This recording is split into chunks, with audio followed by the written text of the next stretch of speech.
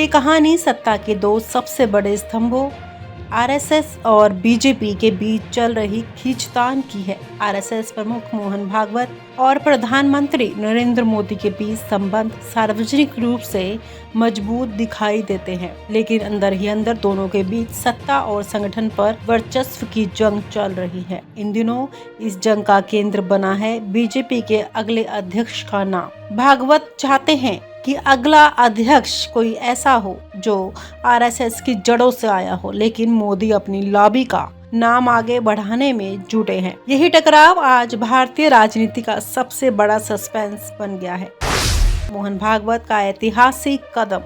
मोहन भागवत का पीएम आवास तक पहुंचना इतिहास का पहला अवसर था जब कोई आरएसएस प्रमुख सीधे पीएम के घर गया। इस मुलाकात को मीडिया ने ऐतिहासिक बताया, लेकिन हकीकत यह थी कि मुलाकातों के बाद भी कोई ठोस नतीजा सामने नहीं आया। भागवत ये समझ गए कि मोदी के साथ सीधी बातचीत आसान नहीं।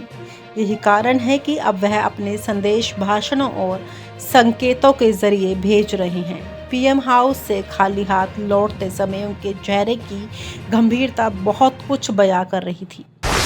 मध्यस्थों की कतार। आरएसएस और बीजेपी के बीच कई सीनियर नेता मध्यस्थ बनने की कोशिश कर चुके हैं। भैयाजी जोशी जैसे दिग्गज नेताओं ने कई बार प्रयास किए, लेकिन हर बार नतीजा वही शून्य। मोदी अपने फैसलों में किसी का हस्तक्षेप नहीं चाहते, जबकि आरएसएस संगठनात्मक संतुलन बनाए रखना चाहते हैं। बीच के लोग, कभी केंद्रीय मंत्री, कभी संगठन मंत्री, सब हार मान चुके हैं। यह संघर्ष अब सिर्फ एक नाम पर नहीं बल्कि विचारधारा और नियंत्रण की लड़ाई बन चुका है।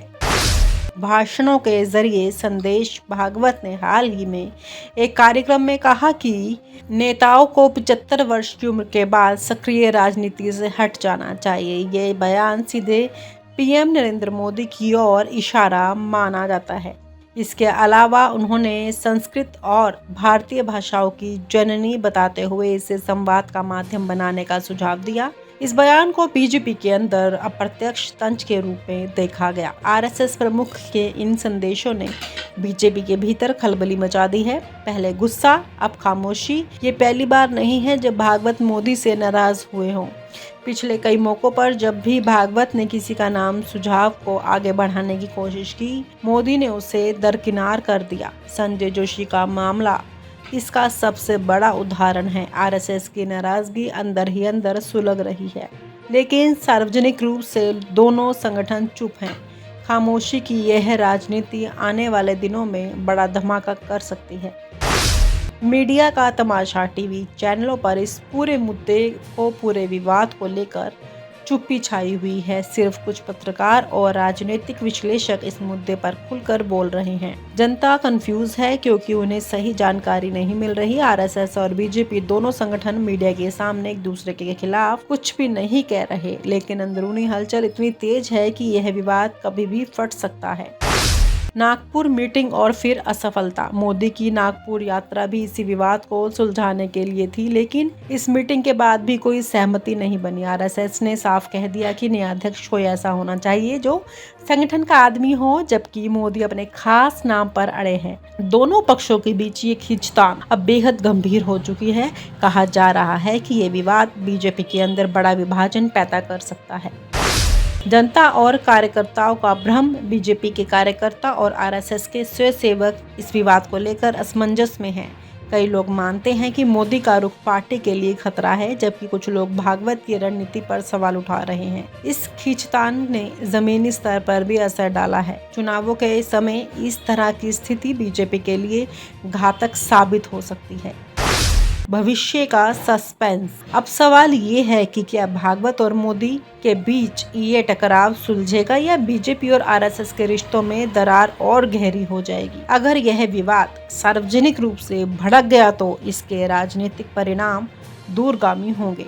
मोदी अपनी छवि और शक्ति के लिए किसी भी हद तक जा सकते हैं, जबकि आरएसएस अपनी पकड़ बनाए रखने के लिए हर चाल चल सकता है। यह संघर्ष आने वाले समय में भारतीय राजनीति का सबसे बड़ा मोड़ साबित हो सकता है। आरएसएस और बीजेपी का ये टकराव सिर्फ एक नाम की लड़ाई नहीं, बल्कि संगठन और सत्ता के बीच की वर्चस्व की जंग है। भागवत और मोदी दोनों ही पीछे हटने को तैयार नहीं। आने वाले दिनों में ये विवाद भारतीय राजनीति की दिशा तय करेगा। क्या भागवत मोदी को मना पाएंगे या मोदी आरएसएस को किनारे कर अपनी राह चुनेंगे? जवाब वक्त देगा, लेकिन अभी के लिए यह संघर्ष राजनीति का सबसे बड़ा सस्पेंस है। मोदी शाह की मुश्किलें बढ़ने वाली हैं। मोदी और शाह दोनों ही अनुभवी रणनीतिकार हैं, लेकिन ये बात भी सच है कि जब अपने ही संगठन में दरारें पड़ने लगती हैं तो सबसे बड़ी ताकतवर जोड़ी भी कमजोर पड़ जाती है।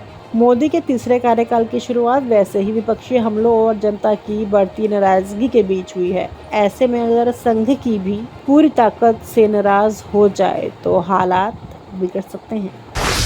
संघ के भीतर की सुगबुगाहट, पर्दे के पीछे की मीटिंग्स। बीते कुछ महीनों में संघ प्रमुख मोहन भागवत और अन्य सीनियर पदाधिकारियों ने कई बंद दरवाजों के भीतर बैठकें की हैं। इन बैठकों में से दो मुद्दे सबसे ज्यादा चर्चा में रहे हैं। बीजेपी के भीतर संघ की घटती भूमिका, मोदी शाह की अपार शक्ति पर संतुलन कैसे बनाया जाए। बताया जा रहा है कि संघ की फील्ड रिपोर्ट्स में भी साफ कहा गया है कि बीजेपी के कार्यकर्ता आज खुद को उपेक्षित महसूस कर रहे हैं। संघ से जुड़ी जमीनी कार्यकर्ताओं की सुनवाई कम हो रही है और दिल्ली दरबार हावी होता जा रहा है।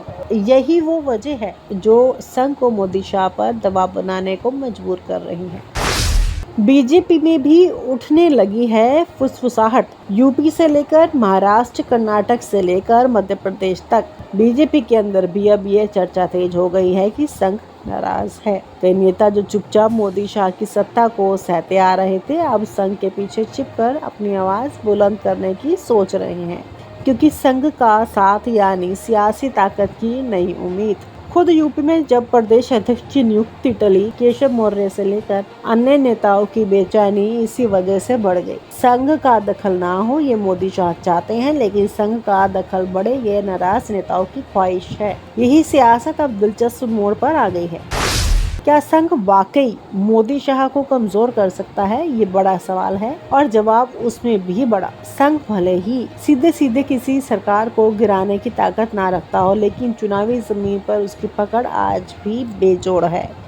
संघ के प्रचारक, शाखाएं, जमीनी कार्यकर्ता अगर निष्क्रिय हो जाएं तो बीजेपी का वोट प्रतिशत सीधे 4 से 5% तक गिर सकता है और यही प्रतिशत हार जीत का फैसला करता है। इसके अलावा संघ के पास वैचारिक और नैतिक दबाव का सबसे बड़ा हथियार है। जब संघ नाराज होता है तो बीजेपी के भीतर नेतृत्व परिवर्तन की हवा अपने आप चलने लगती है।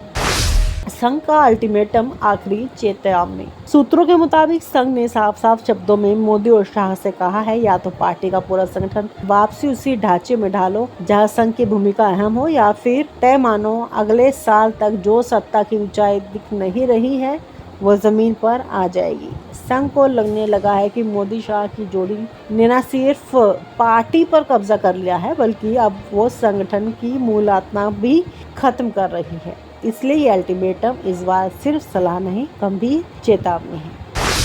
बीजेपी के सामने असली अग्नि परीक्षा। इस पूरे घटनाक्रम ने बीजेपी के सामने असली अग्नि परीक्षा खड़ी कर दी है। एक तरफ सत्ता की मजबूती, दूसरी तरफ संगठन की आत्मा। अगर मोदी शाह ने सिर्फ सत्ता पर फोकस किया तो संगठन छिटक सकता है। अगर संघ की हर बात मान ली तो सत्ता में उनकी वन मैन शो पर ब्रेक लग सकता है। अब देखना यही है कि मोदी शाह इस सियासी उलझन को कैसे सुलझाएगा। संघ को मनाते हैं या सत्ता की रफ्तार में संगठन को रौंदते हैं। राजनीति में जब गुरु और चेला आमने सामने आ जाए तो सबसे बड़ा भूचाल आता है। संघ ने मोदी शाह को अल्टीमेटम दे दिया है। अब फैसले की घड़ी मोदी शाह के दरवाजे पर दस्तक दे रही है। अगले कुछ महीने और आने वाला साल भारतीय राजनीति के सबसे बड़े उलटफेर का गवाह बन सकता है।